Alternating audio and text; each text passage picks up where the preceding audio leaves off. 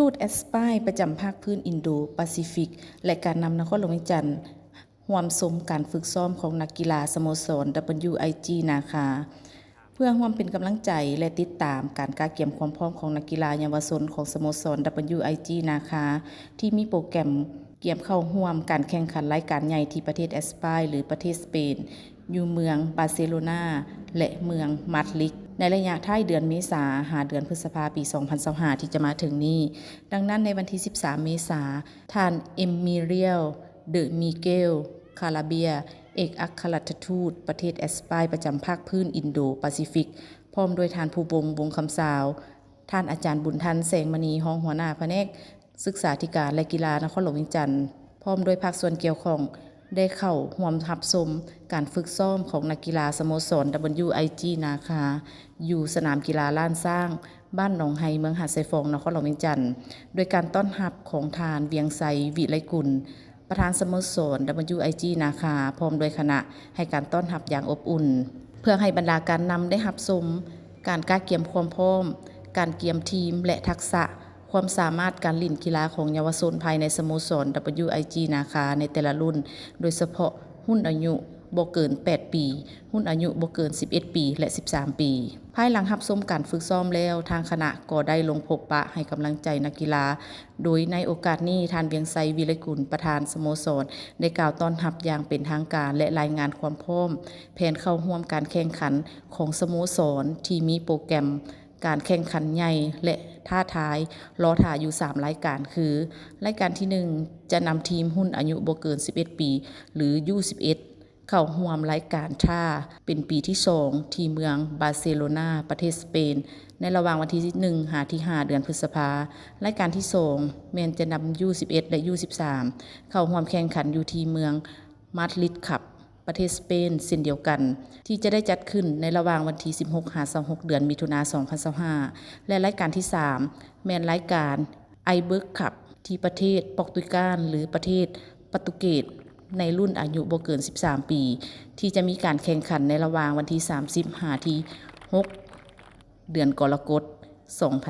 2025มาฮอดปัจจุบันบรรดานักกีฬาแม่นได้เตรียมทีมและฝึกซ้อมเป็นประจำเพื่อเตรียมความพร้อมเข้าร่วมแข่งขันและตั้งเป้าหมายที่จะสร้างผลงานให้ออกมาได้ดีที่สุดเพื่อสร้างชื่อเสียงให้กับสโมสรและประเทศชาติในโอกาสนี้ท่านผู้วงคำสาวรองเจ้าของนครหลวงวิจันทร์ก็ได้กล่าวให้กำลังใจนักกีฬาและครูฝึกแสดงความสมเสยต่อกับประธานสโมสรที่เสียสละในด้านต่างๆเพื่อลูกหลานลาวได้พัฒนาทักษะการเล่นกีฬาบานเตะและเปิดโอกาสให้ทุกคนได้ลงแข่งขันในรายการต่างๆทั้งภายในและต่างประเทศเป็นประจำซึ่งตั้งแต่สร้างสโมสรมาได้นำพานักกีฬาคว้ารางวัลหลายรายการโดยเฉพาะรายการแข่งขันปีใหม่ที่ประเทศจีนที่สร้างชื่อเสียงให้กับประเทศชาติอย่างภาคภูมิใจโดยรวมแล้วสโมสร WIG นาคาถือว่าเป็นสโมสรหนึ่งในลาวที่มีการฝึกซ้อมแบบระบบมาตรฐานเฮ็ดให้นักกีฬาลิ่นบานแบบเป็นระบบมีครูฝึกติดตามควบคุมและนำพาฝึกซ้อมอย่างต่อเนื่องเป็นระบบเฮ็ดให้นักกีฬาในสโมสรได้พัฒนาทักษะการเตะบาสดีขึ้นข้าพเจ้าดีใจหลายที่ได้มีเวลามาเบิ่งการเตรียมฝึกซ้อมเพื่อจะไปแข่งขันที่ประเทศสเปนของลูกหลานของเขาพิเศษมีท่านรัชเดอร์จากสเปนมาร่วมนำกำลังใจบทเรียนเกี่ยวกับการฝึกซ้อมอยู่ประเทศสเปนลูกหลานที่จะไปที่นี่กับสโมสรนี้ก็ร่วมกัน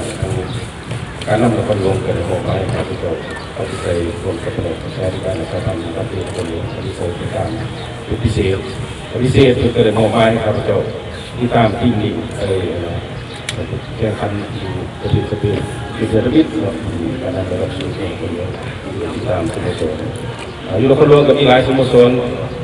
ที่มีมาตรฐานแต่ว่าคนเล่นเป็นสโมสรคนเดียวที่อาคารนี้คือแข่งในการเอเชียและเป็นแชมป์และเป็นแข่งในหลายประเทศในเอเชียนี้การ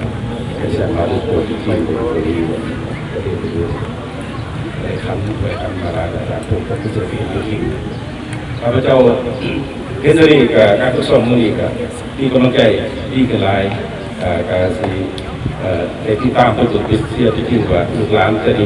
ไปนี่ให้ลูกหลานตั้งใจทุกส่วนเลยยังมีเวลาอีกพอดีไปหาวันที่3 มื้อเนี่ยการเดินของเดือนหาที่ประเทศสเปนและอากาศ ในโอกาสเดินทางมาติดตามและรับชมการฝึกซ้อมครั้งนี้เอกอัครราชทูตประเทศแอสปายประจำภาคพื้นอินโดแปซิฟิกก็ได้แสดงความสมเสยและให้กำลังใจนักกีฬาพร้อมทั้งกล่าวถึงความตั้งใจของเพิ่นที่อยากช่วยนำพาเด็กน้อยจากสาธารณรัฐประชาธิปไตยประชาชนลาวให้ได้ไปลิ้นอยู่ประเทศแอสปายทวีปยุโรปให้ได้เป็นครั้งประวัติศาสตร์ในอนาคตโดยเฉพาะนักกีฬาที่มีพรสวรรค์มีความสามารถที่เก่ง